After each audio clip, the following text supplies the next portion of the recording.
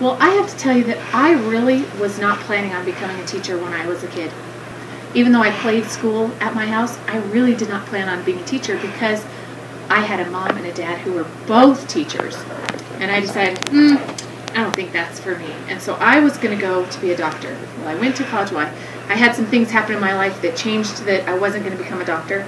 And then I decided when I was in college, I started working in on the college campus where I was at. There was a kids group where I could actually go and volunteer some of my time so I could get college credits. So I realized that when I was there that I loved working with kids, and I didn't quite realize that I had so much fun having activities with kids and working with them and seeing the smiles on their faces when they learned something new or when they did something new. It was really fun. So I decided I wanted to become a teacher, and I started my teaching career in one town, or I started my college career in one town and then went to a new town. And when I finally got to do my student teaching, I actually did my student teaching here at Sunset Elementary School. And this is the very first place that I actually got to teach in a classroom. And believe it or not, I did my student teaching in 2nd grade. And the lady who who was my mentor teacher, she doesn't teach here anymore. But I used to teach, not in this wing right here, but in that wing that's right next door over there at the very end of the hallway is where I got my first experience with teaching. And then I was lucky enough to get a part-time job in a school that doesn't even exist here in Craig anymore. It was called Craig Intermediate School.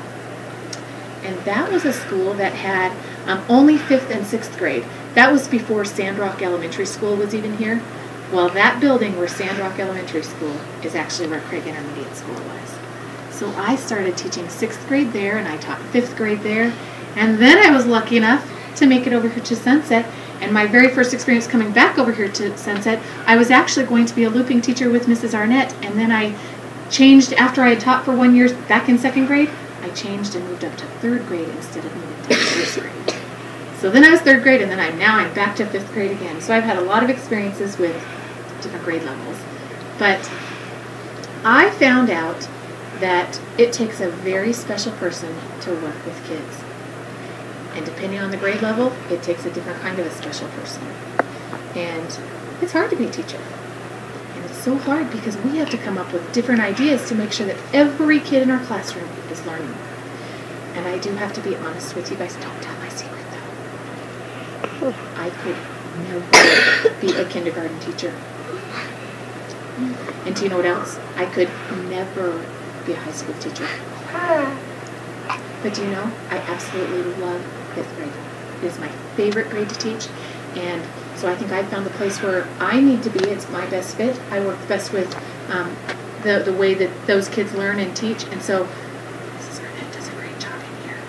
Don't tell her, don't you know? But in 5th grade is where I like to be, and I think it's fun.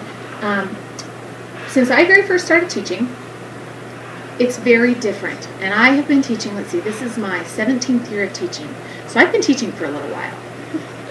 But when I first started teaching, it was very different than what it is now. And I learned mostly to teach with small groups of kids, where I'd have 4 groups, and I'd teach the 4 different groups all throughout the day, different reading. I'd have 4 reading groups, and we'd all work together, but at different times with those groups, and we did it with math. And we did a lot of just directly out of the book. We read the book, we did an assignment on the book. We looked in our math book, did an assignment on our math book. We didn't have smart boards. We didn't have computers in our classrooms. This was only 17 years ago. And that's a really long time ago in your life, I know. But in my life, that doesn't feel like it's that long ago, but the amazing way that things have changed in that number of years is crazy. Now, I use books in my classroom to teach out of, but we don't use them every day. Can you believe that? We have a whole bookshelf of books that unfortunately just kind of sit there sometimes because we have other ways of doing things. We do things on the smartboard, we do things in the computer lab, we do things just out of experience instead of just, I'm going to read in the book of how to measure using a ruler. Guess what we do? We get a ruler out and we use it. Go figure. Can you believe it? So we actually do more, even though I've been teaching a long time. My teaching ways have changed a lot, probably even in the last 5 years, because there's a word that I bet you guys are familiar with. Do you know what technology is? No. You're very familiar with that, aren't you? Well, technology has changed. Even in the last couple of years, technology has changed. And the things that we are able to use in our classrooms now are totally different. But we live in a totally different place where things are available to us. And even when I very first started teaching, totally different. So very exciting. You know, and something that I recognize, and I've learned this through Alexis and the experiences that she has brought home with me, or brought home to our house, is that the experiences that you guys have in your class right now are the exact kind of experiences that you're going to take throughout your whole life. The things you're learning to do now, it's not just, oh, here we go, we got to do an assignment, we've been told we have to do work. Instead, the things you are learning to do, you're going to take with you forever. I think I remember, even as an early teacher, as a young teacher, I remember teaching things that I didn't even use as an adult. So why was I teaching the kids to do it? Because that's how I learned to do it. So wasn't that the right way to teach kids to do it? Not really. So luckily now I think education has changed, that instead of just learning how to read, how to do math, how to do science stuff, instead of just learning it that way, we are actually learning how to do things life and how to use these skills that are important for us. We have to know how to add and subtract and multiply and divide, and we have to know how to read, but it's more than just knowing how to do it. It's how to put it to use. And that, I think, is pretty exciting about how education has changed just since I started teaching to now. I think schools are going to change tremendously. Do you know what that word means? In a big way. I think that the schools are going to change.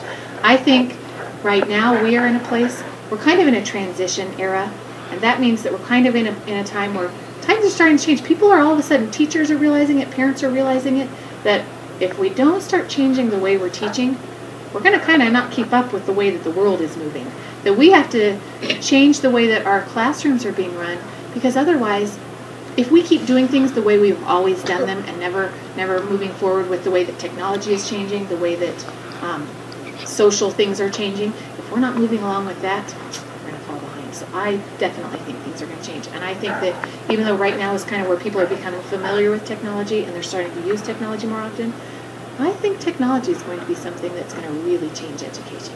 I have a prediction about this, and I've been thinking about this a lot, because I think that a lot of what is going to disappear in classrooms is worksheets. I think that textbooks that you use, and I don't know if you guys use textbooks in here, but the textbooks like that have, it's a math book and then you have to get a piece of paper out and do the assignments in there, I think those kinds of things are going to be disappearing. And I predict, and I don't know if it's going to actually happen, but I have a feeling that tables, instead of being just the wooden tables that we have now, are going to be kind of like a smart board, that where you can actually do the work on the table. I don't know if it's going to happen, but I predict that this is a change that's going to happen, that instead of having paper and pencils, you'll have similar to a smart board on your table, and that's where you do the work. I just have a prediction. I don't know that that's really what's going to happen, but I think things are going to change a lot. And I also think that instead of classrooms only having 4 or 5 or 6 or 7 computers, I think the computers are going to be a thing where everybody at every space where they're working, I think, will have computers. I just have a feeling things are changing.